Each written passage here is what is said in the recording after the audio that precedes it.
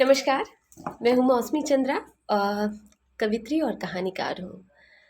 हालांकि मैं अपने आप को कवित्री नहीं मानती, क्योंकि मैंने कभी भी सीरियसली कविता नहीं लिखी। मैं हमेशा कविता को बस मेरे मन में आता था और मैं उसे लिख देती थी। कहानियाँ लिखने के पहले ज़रूर सोचती हूँ, बहुत बार सोचती हूँ, बार बार उसके बाद ही लिखती हूँ। कभी भी किसी ने कहा था कि कुछ भी मत लिख दो, जो भी मन में आए वो मत लिख दो। तो लिखती थी काफ़ी, इस क्लास 6 से ही लिखती थी। मुझे अभी भी याद है, मेरा भाई अभी भी बोलता है कि वो पेनफुल समय मैं नहीं भूल सकता जब तुम नई नई कविता लिखना शुरू की थी और मुझे पकड़ पकड़ के ज़बरदस्ती सुनाती थी। और बेचारा सुनता भी था बहुत ज़्यादा। मम्मी मम्मी मेरी कम पढ़ी लिखी, लेकिन मेरी मम्मी ने मैट्रिक भी नहीं किया था, लेकिन जितनी समझ उसे साहित्य की थी, मुझे आश्चर्य लगता है अभी भी वो मेरी किताबें बहुत चाव से पढ़ती है। तो अगर मेरे बारे में कोई ये पूछे कि मुझे जो लोग आज चार चार पांच लोग मुझे जानते हैं, तो वो कैसे जानते हैं और उसमें श्रेय किसका है, तो सबसे पहले मेरी मम्मी का। मम्मी बहुत बहुत ज़्यादा सपोर्ट करती थी हमेशा से। और मेरी पहली कविता हो, पहली कहानी हो, सबकी पहली पाठक मेरी मम्मी रही हमेशा से। बहुत चाव लेकर सुनती थी। इनफैक्ट अभी भी वो फ़ोन पे लंबी लंबी कहानियाँ मुझसे सुनती है। तो शायद नरेशन जो मैं करती हूँ, तो उसमें भी मेरी मम्मी का ही हाथ है। जैसा कि टास्क हमें मिला है कि ये बताना है कि आपने पहली कविता कब लिखी। तो पहली कविता बहुत चाइल्डहुड में मैंने लिखी थी, तो वो तो याद नहीं है, पर एक 15 इयर्स के ब्रेक के बाद जब मैंने पहली बार लिखा,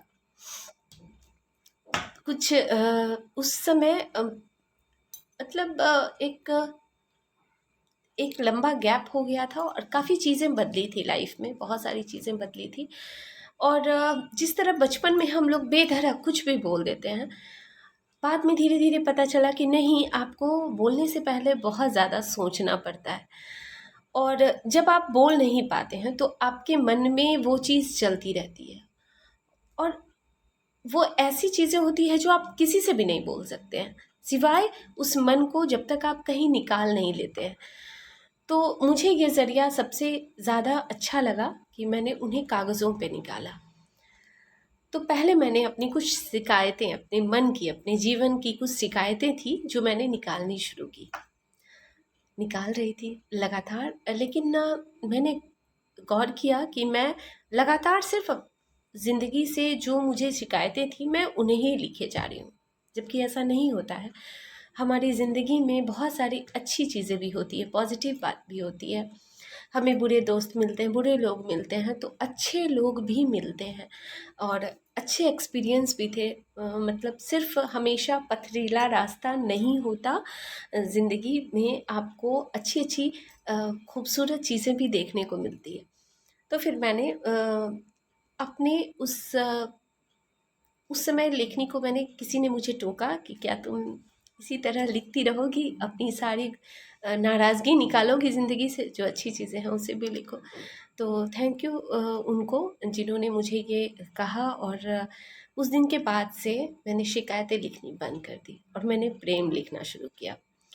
मैंने सोचा कि नहीं, बहुत हो गई। तो अब प्रेम को मैंने ऐसा पकड़ा कि मैं लगातार प्रेम ही लिख रही हूँ, लगातार बहुत ज़्यादा लिखा है इस पे, और कमाल का लिखा भी जाता है मेरे से। तो ऐसा जब भी कोई मुझे अमृता से मेरी तुलना करता है तो लगता है अरे वाह, यानी कि मेरा तो सार्थक हो रहा है लिखना। तो पहली कविता मैंने लिखी थी कहानी से भी पहले। मैं करीब 300-400 मैंने कविता लिखी, 400 से ऊपर कविता लिखी है मैंने, 2 लाइन, 4 लाइन, 5 लाइन, छोटी मोटी बड़ी सब मिलाकर। तो एक पहली कविता जो मेरी थी वो पहले मैं सुनाऊंगी आपको, उसके बाद मतलब इसे, क्योंकि इतना बुरा भी नहीं है, आप कहानी के पेज पे कविता मेरी सुन लेंगे तो कुछ नहीं जाएगा। ये मैंने लिखी थी साथ। इसमें है नहीं चाहिए तुम, नहीं चाहिए तुम तब मुझे पकड़ो, जब मैं सड़क पार करूं, तब मुझे खींचो जब सामने हो ऊंचा रास्ता, तब मुझे बाहों में घेरो जब बादल गरज रहे हो, मुझे तब भी तुम नहीं चाहिए, जब हवाएं मेरी जुल्फें लहराए। हाँ, चाहिए तुम्हारा साथ तब, जब बात मेरे सम्मान की हो, जब मेरा स्वाभिमान डगमगाए, जब मन हल्का करने को चाहिए मुझे कोई कांधा, और तब जब मैं कमजोर पड़ूं संघर्ष में, बस तब तुम देना साथ, तब पकड़ना मेरा हाथ।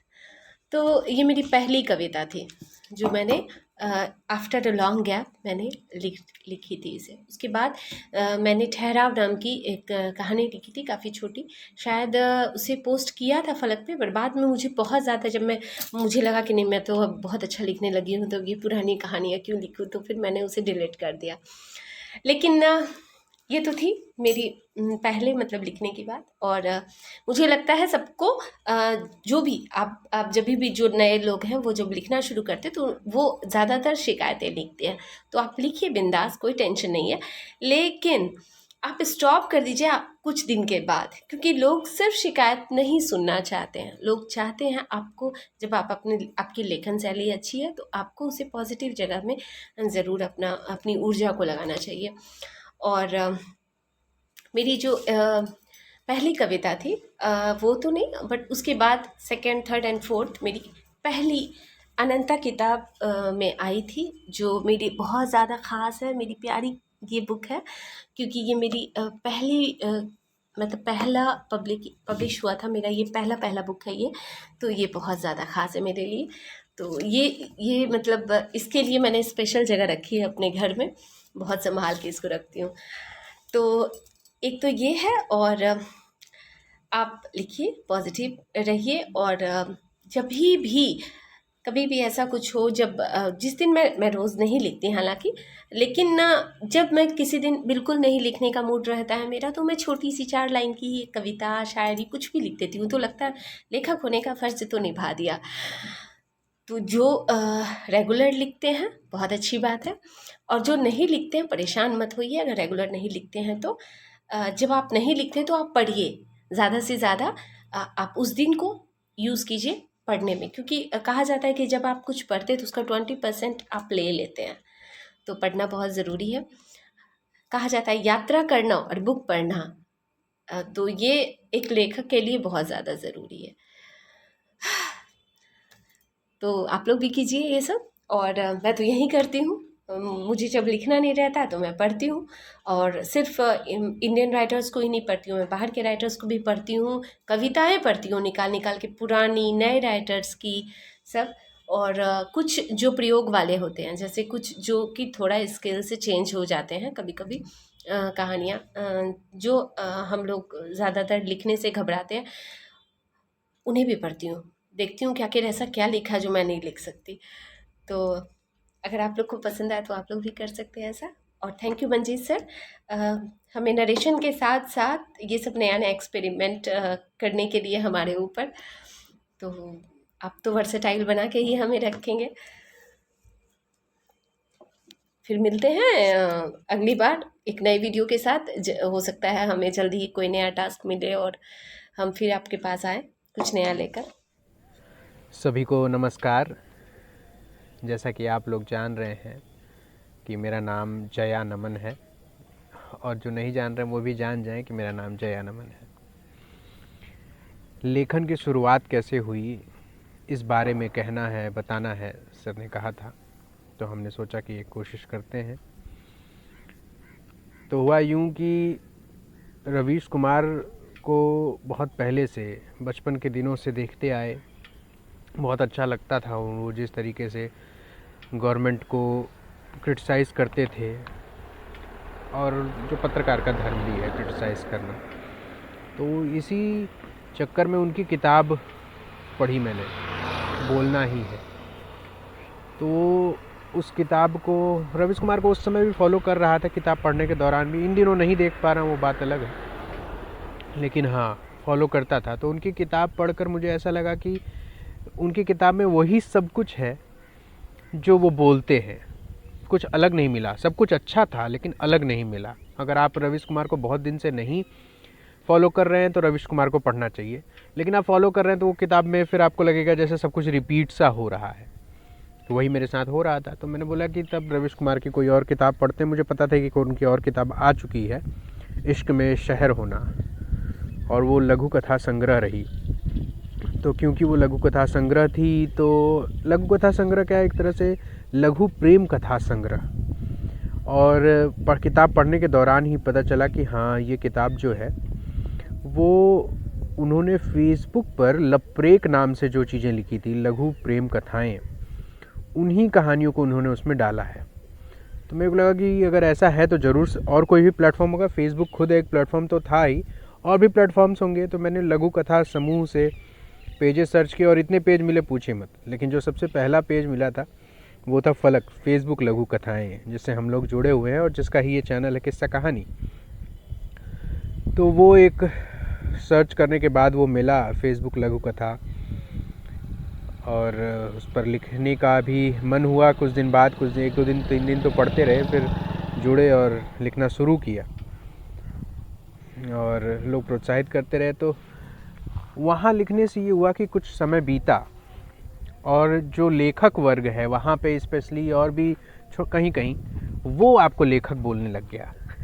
तो ये एक बोलते हैं ना कि लेखक वर्ड, मतलब कोई आपको लेखक बोल रहा है, ये अपने आप में कितनी रोमांटिक बात है। तो लेखक वर्ग तो लेखक बोलने लग गया, खासतौर से लघु कथा लेखक वर्ग जो है वो तो बोलने लगा। हालांकि मुझे जो पता चला कि हाँ, हम जो कहानियाँ लिख रहे हैं वो लघु कथा नहीं है, वो उसके डिफिनीसन में फिट नहीं बैठती है। चलिए जी, कभी किसी डिफिनीसन में तो फिट बैठेगी जो हम लिख रहे हैं। तो ये बड़ा अच्छा फील होने लग गया कि हाँ यार, हम लेखक हैं। तो रोमांटिक तो है ही कि हाँ, हम लेखक हैं। और उसके बाद फिर धीरे धीरे और भी लिखते रहे। फिर किस्सा कहानी जैसा मंच मिला जहाँ हम स्टोरीज़ नरेट करते हैं। तो 2 बातें होती हैं, एक तो कि जो लिख रहे हैं, जो लेखक हैं खुद में, वो आपको लेखक कहते हैं। और एक दूसरी बात भी होती है, लेखक 2 तरह के होते हैं। एक तो वो जिनको लेखक जानते हैं कि वो लेखक हैं, और एक वो लेखक होते हैं जिनको आम लोग जानते हैं कि वो लेखक हैं। तो ये सफ़र काफ़ी अच्छा रहा है कि आपको लेखक के तौर पर जान रहे हैं, और मैं उस सफ़र तक जाना चाहता हूँ जब आम लोग मुझे लेखक के तौर पर जाने। यकीनन सब चाहते ही हैं ऐसा। तो कोशिश जारी है, शायद कभी ये सच हो जाए, और ये सच ना भी हो तो किस्सा कहानी फलक, यहाँ पे कहानियाँ पढ़ते रहेंगे, थोड़ा बहुत लिखते रहेंगे, लोगों से लाइक और कमेंट उनके पढ़ते रहेंगे। उसमें भी आनंद है, वो भी बहुत अच्छा लगता है जब आप बहुत दिन बाद कोई कहानी लिखें और लोग पढ़ रहे हैं, प्रतिक्रिया दे रहे हैं। आप डेली लिख रहे हैं फिर भी लोग पढ़ रहे हैं, प्रतिक्रिया दे रहे हैं, तो लगता है यार कि हमारा लिखना थोड़ा सार्थक है, लोगों को कुछ अच्छा लगा है। तो फ़िलहाल तो ऐसा ही चल रहा है, यही अभी तक का सफ़र है। फलक ने उस समय जब फलक सर्च किया था या किताबें पढ़नी शुरू की और उसके बाद फलक को सर्च किया था, तो लाइफ में बहुत उथल पुथल चल रही थी। हर किसी के लाइफ में कभी ना कभी कुछ दिक्कतें आती हैं, हमारी लाइफ में भी आई थी। लेकिन हाँ, फलक ने बचा लिया और बच गए। आज लिख रहे हैं, लाइफ अच्छी चल रही है और अच्छी होगी ऐसी उम्मीद करते हैं। लेकिन बुरी भी रही तो बुरे दिनों में भी फलक को नहीं छोड़ेंगे, क्योंकि उसने बुरे दिनों से निकाला है और हर बार निकालेगा। तो आप सभी का शुक्रिया मुझे सुनने के लिए। कभी लेखक बने, वो वाले लेखक जिन्हें आम लोग लेखक कहते हैं। तो इसमें फलक का, हमारे एडमिन सर मंजीत सर का, हमारी किस्सा कहानी की पूरी टीम का बहुत बड़ा योगदान रहेगा। बहुत बहुत शुक्रिया।